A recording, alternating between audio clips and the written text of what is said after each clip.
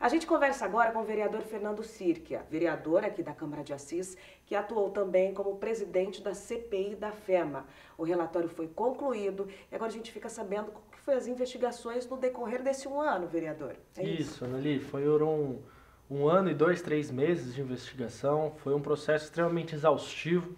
Eu costumo falar que foi a caixa de Pandora. A gente abriu esse processo de investigação, começou a puxar o novelo e de repente não parou de vir coisa. Então, posso afirmar que nesse um ano e pouco de investigação a gente não conseguiu fazer todo o trabalho que a gente tinha para fazer.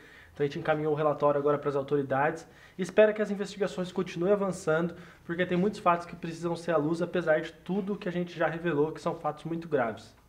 A gente tem um tópico de salários que eram acima do teto.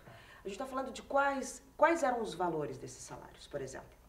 A gente tinha salários astronômicos. Tinha um coordenador da medicina que chegou a receber R$70 mil em um único mês. Talvez fosse um dos servidores públicos mais bem remunerados do Brasil. Mas antes de entrar nesse tópico, acho que é importante explicar o que é o teto, né? O teto é uma disposição da Constituição Federal que define que ninguém pode ganhar, no âmbito da administração pública, ninguém mais do que o alto escalão. Então, no âmbito federal, os ministros do STF, o presidente, é o máximo da remuneração. Isso tem como objetivo criar um critério prático de que quem está no topo recebe mais porque tem mais responsabilidades. E esse critério ele se replica no âmbito do governo estadual, então, portanto, no governo estadual ninguém pode ganhar mais que o governador e no âmbito do município ninguém pode ganhar mais que o prefeito. É um mecanismo que a Constituição Federal pensou para evitar irregularidades e salários absurdos, astronômicos, que não são compatíveis com o interesse público.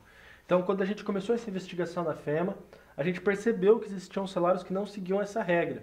Por diversas vezes eles tentaram, os dirigentes da FEMA, na época o Velho e o Arildo, afirmar que eles tinham uma ação no STF que permitia esse salário acima do teto. Mas como ficou claro e demonstrado no relatório, esses pagamentos acima do teto começaram ainda em 2017. E a FEMA somente foi entrar nessa ação em 2019. Então deixa claro que esses pagamentos aconteciam à revelia do que manda a lei e de forma completamente clandestina. O impacto ao cofre das FEMA soma a casa de mais de 3 milhões de reais em relação a esses pagamentos acima do teto. E a gente espera aí que as autoridades procedam com as investigações, as ações de restituição, para que esse dinheiro retorne ao cofre da FEMA. Quando a gente fala de licitação ali na FEMA, existia um controle, o que a gente pode falar de cartas marcadas? Como que acontecia? Quando a gente começou a olhar o departamento de licitações da FEMA, a gente percebeu muita coisa errada. E eu acho que a chave fundamental de tudo isso era a falta de transparência, que era uma coisa que a gente vem pautando aqui na Câmara há muito tempo. O primeiro requerimento que eu fiz como vereador, assinado com alguns outros colegas, foi solicitando o portal da transparência na FEMA. E aí, conforme a gente foi conseguindo ter mais dados da transparência, principalmente quando as informações começaram a ir para o portal, que a gente percebeu que tinha diversas licitações escabrosas. Como, por exemplo, licitações inclusive feitas com dinheiro da saúde do município de Assis. Porque a gente sabe que a FEMA é responsável por fazer a gestão da UPA, a Unidade de Pronto Atendimento Rui Silva. E quando a gente foi olhar essas licitações que aconteciam lá, a gente viu coisas absurdas, como, por exemplo, uma licitação, modalidade de convite, em que participaram apenas 2 pessoas para fazer a gestão administrativa da UPA. Essas 2 pessoas eram o irmão do presidente da FEMA e o sobrinho, que ganharam a licitação e receberam dinheiro da UPA irregularmente, enquanto a população sofria na época da pandemia, centenas de assisenses morrendo, a gente tinha dinheiro da UPA indo para parentes do presidente da FEMA. Foi constatado também um alerta em relação a bolsas, aí você já direcionado para o curso de medicina, né? Isso. A gente viu o caso mais flagrante, né, que eu acho que é simbólico, é o da filha do prefeito, a senhora Bárbara Barreto Fernandes, que foi beneficiária de uma bolsa irregular na medicina que totaliza mais de R$800 mil aí que a FEMA deixou de receber devido à concessão dessa bolsa. Cabe ressaltar que a FEMA, nessa época, era gerida pelo Arildo Almeida, que é consogro do prefeito e que com certeza foi uma peça fundamental ali para que esses benefícios fossem dados de maneira irregular. A FEMA agora já está entrando com uma ação de restituição, cobrando essas mensalidades para que esse recurso volte para a FEMA, que não pode ser prejudicada pelas arbitrariedades dos seus dirigentes. No decorrer da CPI, vocês foram conquistando algumas solicitações, portal da transparência. Como é que foi isso? Isso. Quando a gente entrou no mandato aqui na Câmara, a FEMA não tinha transparência nenhuma. Após muita pressão, eles colocaram um portal na transparência, só que era um portal que não atendia os requisitos mínimos da Lei de Acesso à Informação. não continha informações, por exemplo, de salários de pessoal, posteriormente a gente soube por quê, né? Tinha muita coisa errada, eles queriam esconder, não continha diversas informações importantes. E ao longo desse processo investigativo, através da pressão que foi exercida tanto pela Câmara quanto pelo Ministério Público, pelo Tribunal de Contas, através das investigações que aconteceram de maneira conjunta e colaborativa, a gente pôde notar que diversas irregularidades foram sendo sanadas no que tange à transparência. Foram sendo publicados os dados, ainda faltam algumas coisas, mas a gente pode dizer que esse já é um fruto que a CPI trouxe. A FEMA hoje tem uma transparência que começa a funcionar. Falsificação de documentos entra também no portal da transparência em relação a pagamentos? Isso, a falsificação de documentos foi um tópico que estava lá no requerimento de abertura, que acabou se revelando muito mais amplo e generalizado dentro da FEMA. O mais flagrante, eu acho, é a falsificação de documentos referente às verbas remuneratórias. Como ficou demonstrado ao longo dos depoimentos que a gente gravou aqui na CPI, os salários dos docentes eram feitos através de um circuito fechado de informações dentro da FEMA. A supervisora acadêmica pegava as horas-aulas que foram efetivamente ministradas através do controle de ponto, enviava um arquivo para o RH fechado e o RH fazia essa somatória junto com os adicionais que cada funcionário tem e chegava no salário. Mas o que a gente descobriu é que, além desse sistema de informação oficial, existia um sistema de informação paralelo. E esse sistema era alimentado por documentos falsos, informações falsas que eram levadas pelo diretor executivo Eduardo Vella ao chefe do departamento de RH Marcelo Castro, que inseria essas informações no sistema.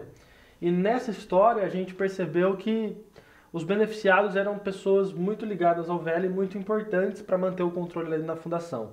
Além do mais flagrante, que causa indignação a todos, é o fato das falsificações das verbas salariais do próprio Vella. Ou seja, ele mandava incluir, isso não sou eu que estou falando, foi os depoimentos que a gente teve aqui, inclusive do chefe do departamento de RH, ele dava ordem para que essas informações fossem incluídas na ficha financeira dele. Então, um professor que dava pouquíssimas aulas, sendo apenas mestre, chegou a tirar R$35 mil em apenas um único mês, referente a essas poucas aulas que ele dava. Então, são muitas irregularidades. Além dessa questão remuneratória, a gente teve também a falsificação das declarações das bolsas, como é o caso da Luciana Barreto, primeira-dama do município de Assis e mãe da beneficiária da Bolsa Irregular, Bárbara Barreto, filha do prefeito. Relatório concluído, foram mais de 100 páginas, né, vereador? Isso, o relatório, se eu não me engano, deu 162 páginas. Foi muita coisa que a gente teve que relatar. Infelizmente, não deu para colocar tudo no relatório. A gente teria que ter mais 2 anos de investigação aí para conseguir apurar tudo e colocar tudo no papel. Mas, de fato, são muitas coisas que a gente descobriu.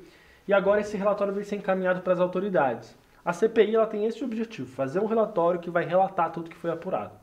E agora, encaminhado ao Ministério Público, ao Tribunal de Contas, vamos encaminhar a própria FEMA para que sejam movidos processos internos, que eu acho que é o mais salutar, que a FEMA ela faça esse processo interno de imunização contra essas coisas erradas e proceda lá com processos administrativos disciplinares, demita quem tem que ser demitido e mostre esse posicionamento vindo de dentro como uma ação da instituição reagindo àqueles que danificaram seu patrimônio.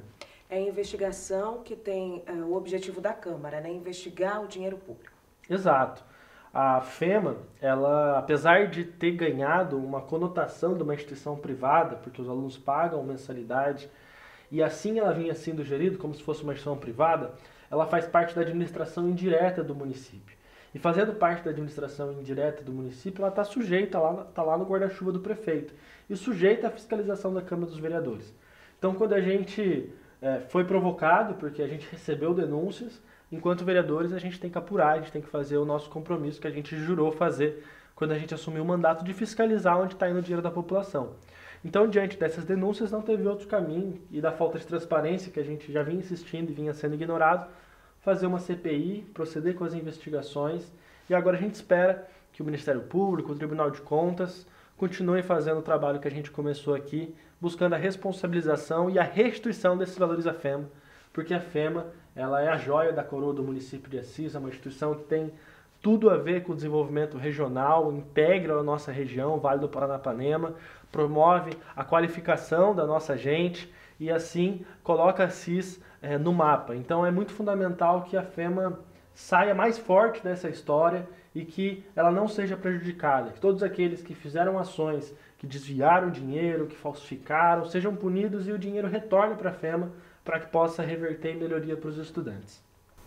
Falamos com o vereador Fernando Sirkia, TV Câmara de Assis. Informação com responsabilidade para você.